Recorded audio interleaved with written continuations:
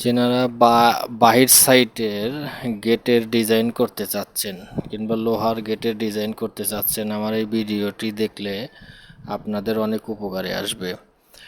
লোহার গেটের সম্ভবত দুইটা কালার করলে ভালো হবে, কালো করলে ভালো হয়। কালো এবং সাদার মিশ্রণে দুইটা কালার যদি করেন এবং মাঝের সাইড দিয়ে যদি আপনি সোনালী কালার দেন, সবচেয়ে সুন্দর দেখা যাবে।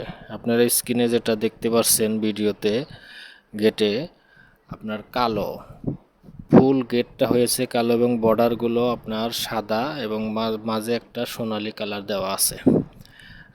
আমার এই ভিডিও দেখে আপনি চ্যানেলটি সাবস্ক্রাইব করে রাখবেন। ধন্যবাদ।